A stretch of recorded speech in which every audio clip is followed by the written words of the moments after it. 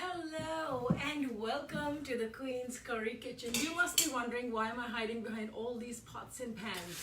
Because today what I'm about to make for you is something that is to conquer my fear. And that fear is the fear of baking. Now, I cannot tell you how many classes I've taken just to learn baking, but because I don't have a sweet tooth, maybe I don't gravitate towards those things. Or then maybe because I'm just a savory chef, that's what I like more. Whatever it is, I decided to conquer my fear, and today I'm going to attempt exactly that. So in front of you, I am going to now bake a cake, which is going to be vegan. It has no oil. It has no eggs, it has no dairy, it has no butter, and it has no milk. And yet it's going to turn out to be really soft, I promise you. So I did bake this recipe in my baking class with my teacher, and her company is called Artree, A-R-T-T-R-E-E, and that was in India, and she's phenomenal. And I have done some tweaks to the recipe, so I'm gonna get right on it and follow along. If you need a written recipe, you can always send me a message and I will be happy to share the written recipe with you, but the results are pretty darn good. Okay, so I have made a cinnamon version of it before, and right now we're going to attempt a lemon version. Okay, so let's quickly run through the ingredients that we need. This is 1.5 cups of flour, and the original recipe calls for bleached all-purpose flour, but I have gone ahead and used roti flour, you know, the kind of flour that we use for making roti, which is the durum wheat flour or whole wheat flour, whatever you have, just use that. Okay, put that into a sieve. This is about 1.5 cups. I also need half a teaspoon of salt and 1 teaspoon of baking soda goes in. These are all our dry ingredients. So the original recipe also used cocoa powder, which I don't want to use in this recipe. So we're going to do a different flavoring in this, but I'm just gonna sift it into a bowl. So when you sift your flour, basically it makes your cake very light. And my teacher said that it also helps to make sure that there are no lumps and that it's smooth, and it takes off impurities like these big things. It breaks those down. But it also helps to combine all the dry ingredients evenly so that there are no pockets of salt or pockets of soda that you're gonna see. I'm actually gonna take out just a little bit because I will be coating these nuts with this, okay? So save some nuts to do the topping after you put your loaf in the oven, and these we're going to toss with the flour. So basically, if you coat your nuts with flour, here's another tip, and my teacher, she's just so amazing. Her name is Ashima Gupta, and she taught me that if you shake these with dry flour, then your nuts don't sink to the bottom of the pan. Okay, also going in is 1 cup of white sugar. You can do brown sugar if you want. You can do a sugar substitute if you want. 1/3 cup of vegetable oil.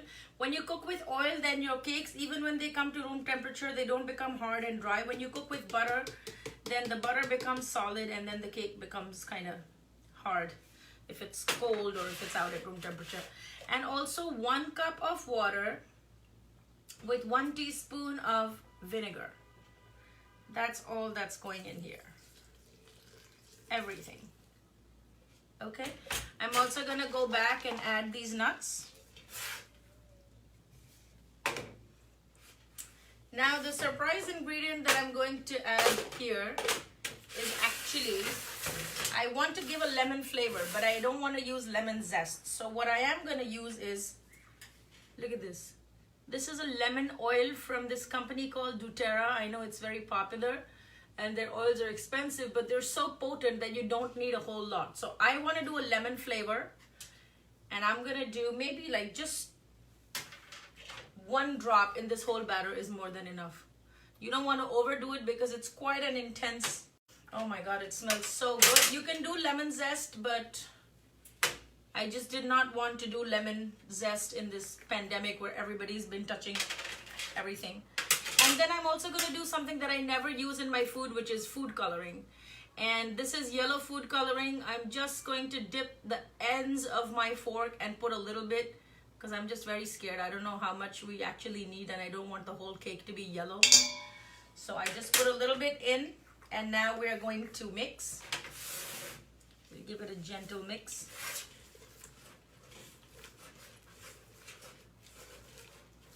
My teacher taught me not to over mix the cake. Sometimes our cakes don't come out good because we over mix the batter. So be very careful.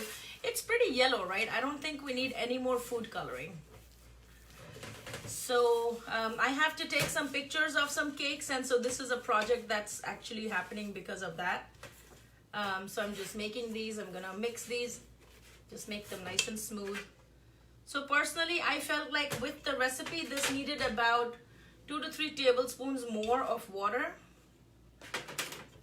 because I think it's a pretty tight batter, and of course you don't want to overmix. Another thing about this spatula, I always keep my spatulas for my sweets separate from my curry dishes or from my savory dishes, because silicone tends to hold on to a lot of smells even if you wash it or whatever. So always keep your supplies for the sweet stuff separately. Okay, so that's that. We're gonna give it a nice mix, not to over mix it. My mom actually just sticks everything in a blender. She's just really brave, and she doesn't measure anything, but her cakes come out really good. So some other ideas of doing this is you can add coffee, you can add cinnamon, you can add cardamom powder, you can add vanilla, you can add orange blossom water, you can add, God, so many things, right? All right, so this is ready to go into a pan, and I've lined it with parchment, and I'm just going to preheat your oven to 350 degrees. Get this thing in there.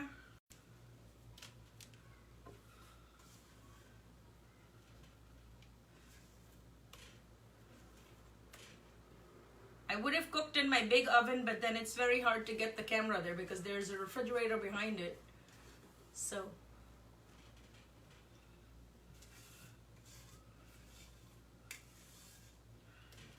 just scoop everything out. And the good thing with this spatula is that it actually helps you to scrape out everything, and there's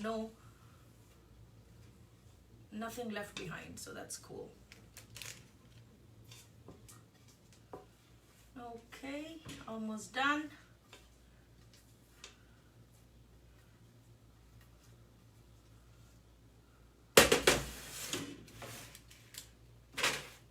Spread it out a little bit.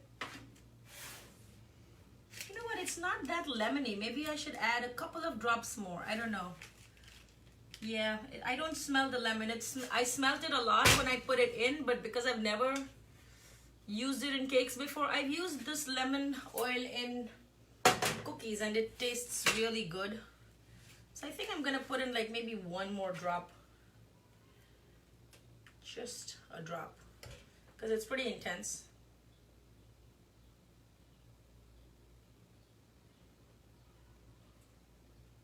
What?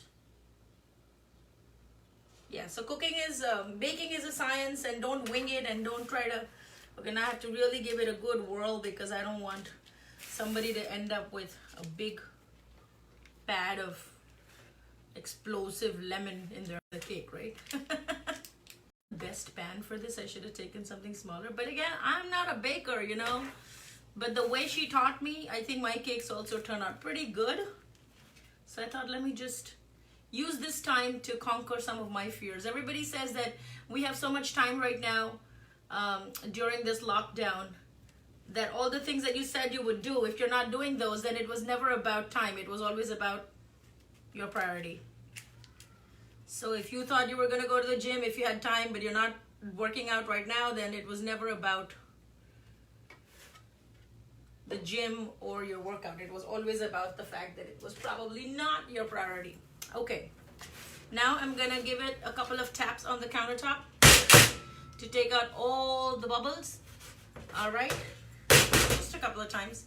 And then I've saved some almonds to sprinkle on top. These are gonna go in here. So tea cakes are usually served really dry, and they usually have some kind of nuts or fruits in them, and they have just one predominant flavor. It's not overpowering. It's not like Christmas cake where they put rum and they put spices. It's not like that. So whatever spice combination you decide to stick to, just do one flavor that predominates and everything else. Okay, so that's about it. Just give it a nice zhuzh. By now your oven should be you that it's ready. Okay, so this is gonna go in for 45 minutes at 350 degrees. I am gonna show you, of course I don't want you to stick around for 45 minutes. So I'm gonna show you what I baked a little earlier, and that's the cinnamon version of this cake. Ta-da! Yes, this is not the magic of television. This is 2 loaves that I have baked. Okay, so this is a cinnamon version. It has almond. The pan is still hot. This I put cinnamon powder. You can see it has a nice glaze on top. It has a nice crack. It's nice and spongy. And I'm gonna let it cool. I'm gonna cut it into slices. Same exact formula. The only thing I changed was use cinnamon powder instead of the lemon. And that's all. I used a teaspoon. Written recipe. Please feel free to message, and I'm very happy to share that with you. As always, thank you for joining me. A lot of you actually are tagging me on Facebook when you're trying to make my recipes, and I really love doing that.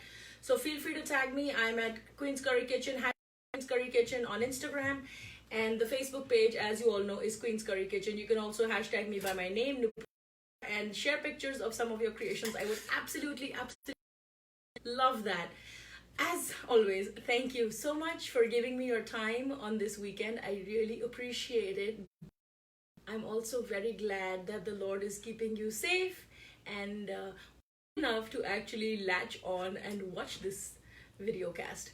So I appreciate your love, and thank you for joining me on this weekend. If you need to check out my website or buy some of the products, it's www.queenscurrykitchen.com. Indian food in a New York minute, spices, ebook, classes, whatever you want. But you know what? Still stay here. And if you think this video cast added any value to you and you learned something, feel free to share it on your Facebook page or then start a watch party with your friends. As always, I will see you again in another recipe, and I will post pictures of this one that just went in. So stay tuned. Don't go anywhere. I will be back tomorrow. Until then, be safe, be well, and have a great, great weekend. Bye-bye.